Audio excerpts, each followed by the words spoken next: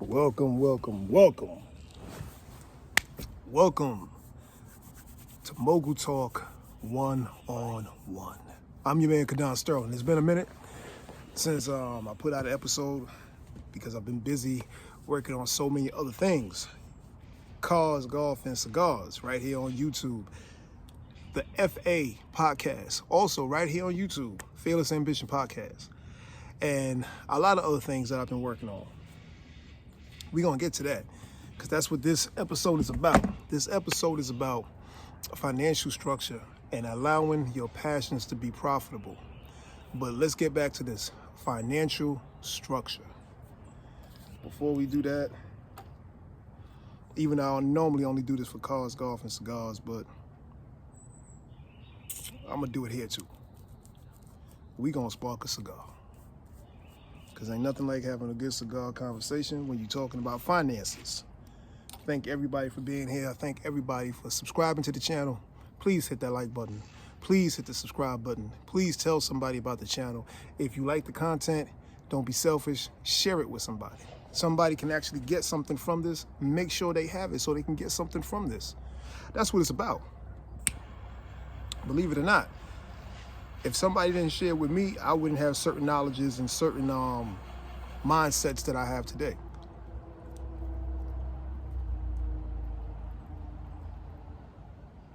Yeah, that's good.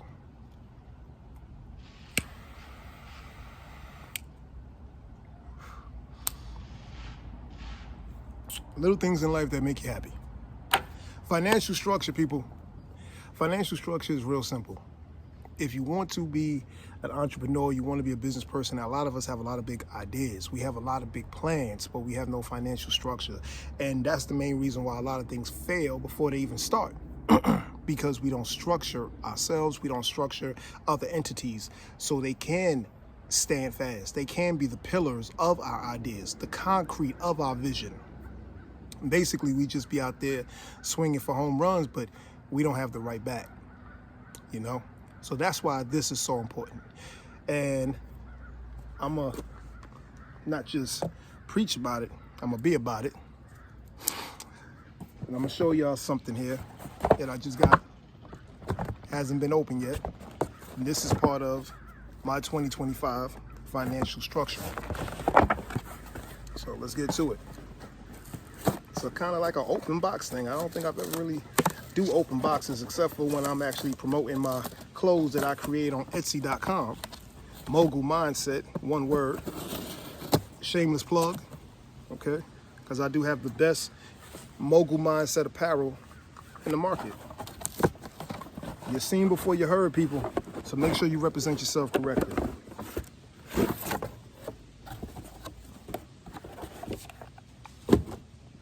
I'm gonna let y'all read it.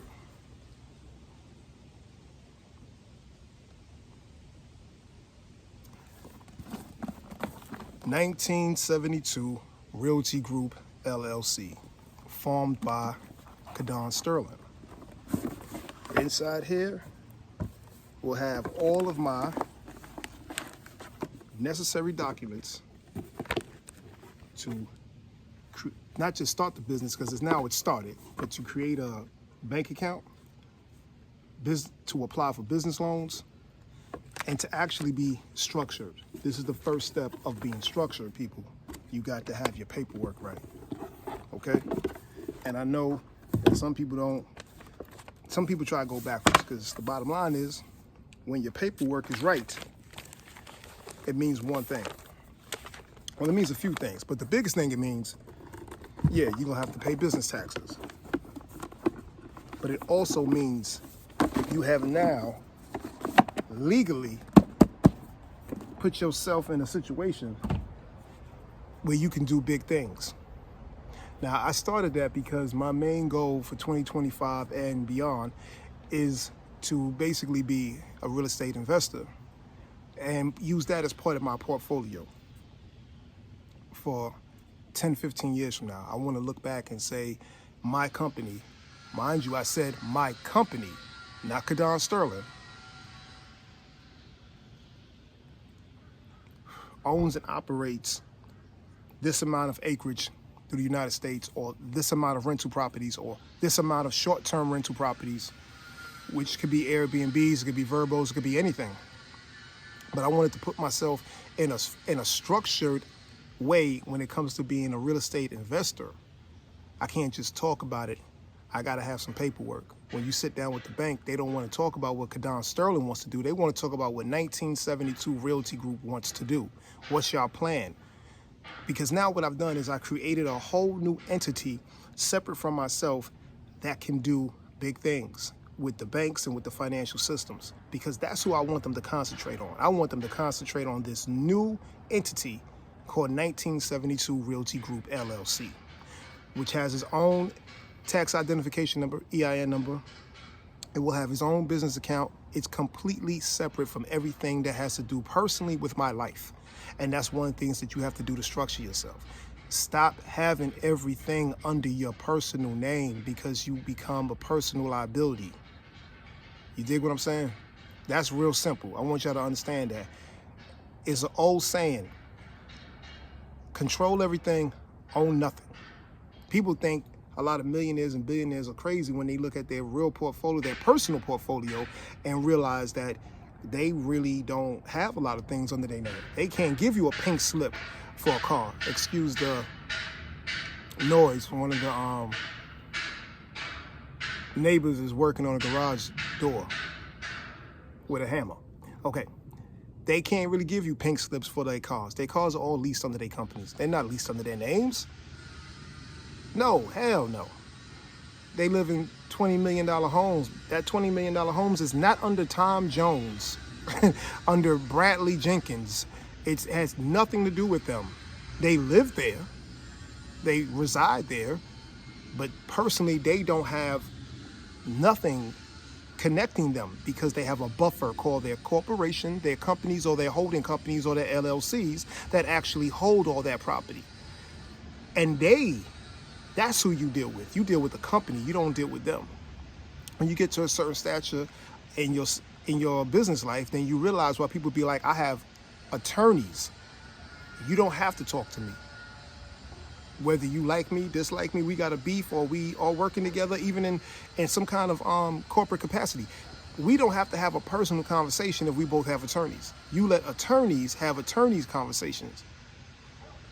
I know I heard an interview one time with Memphis Bleek, who everybody knows from Rockefeller Records and everything like that.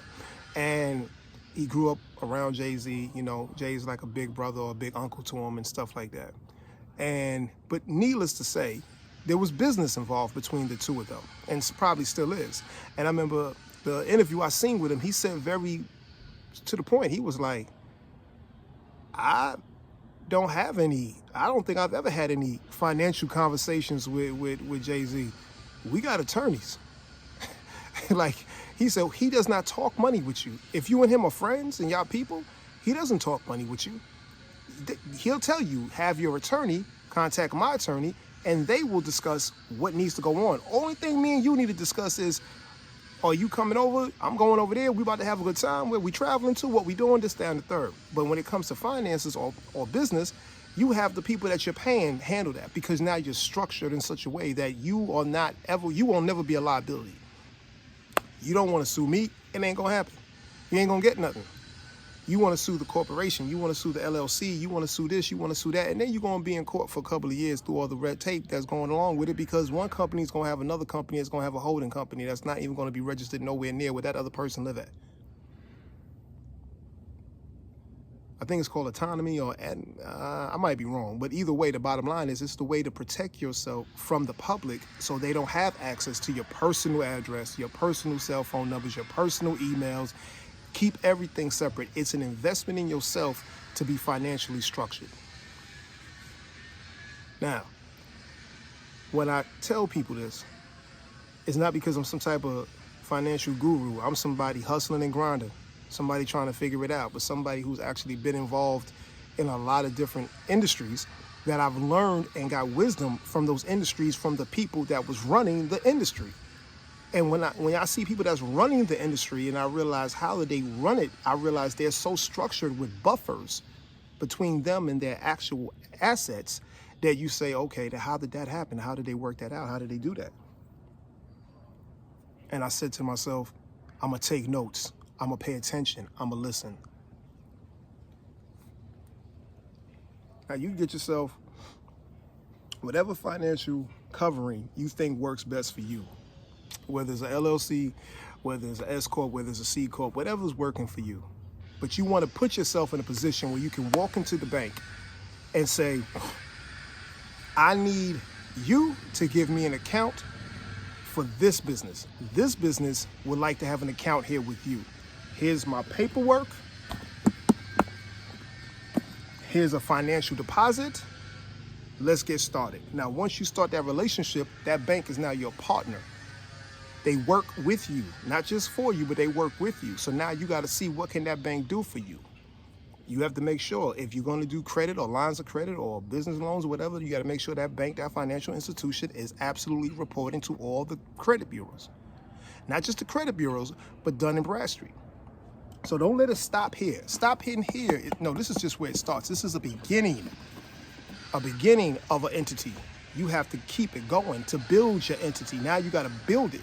So you want to get a DNB. You want to get that Dun & Bradstreet number because that's what's going to let people look up your business and go, okay, they got a Dun & Bradstreet number. I can track their business credit and their business habits because eventually to scale your business, you're going to need bigger partners than you. That's what scaling truly is being able to go sit down with somebody who's actually in your industry, but way more liquid than you, okay?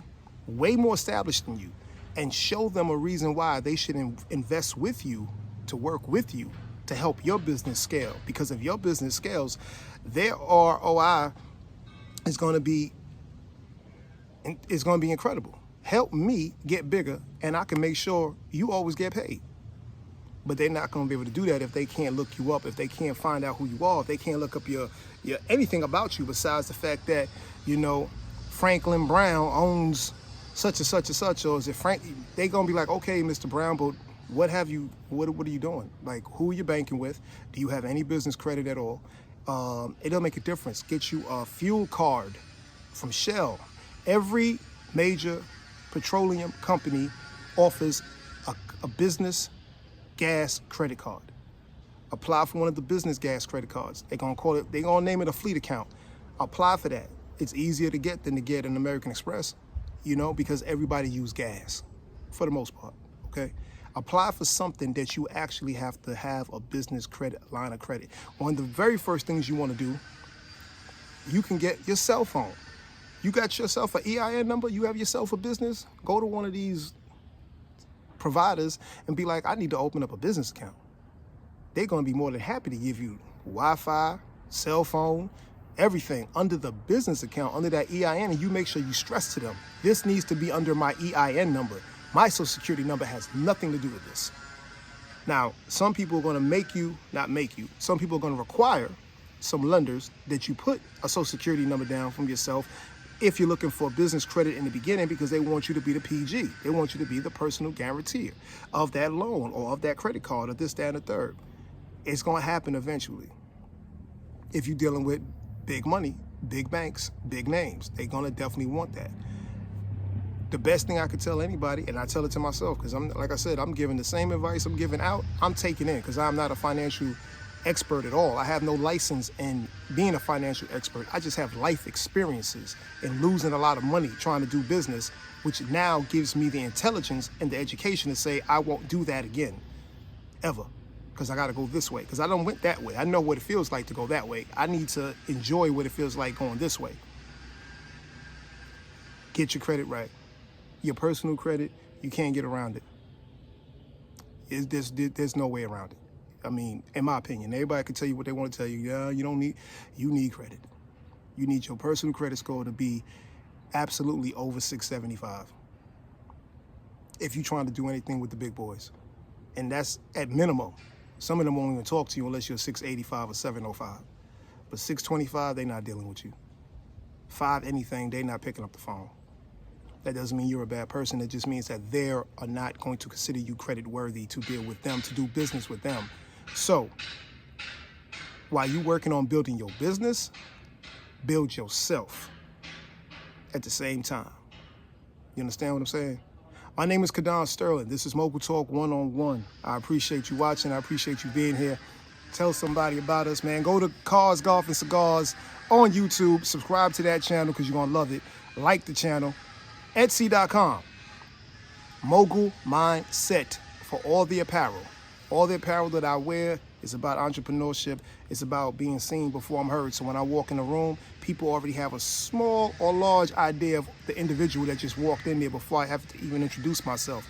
Because I'm gonna let you know what I'm about right off of the way that I come in. I thank y'all and I appreciate y'all watching.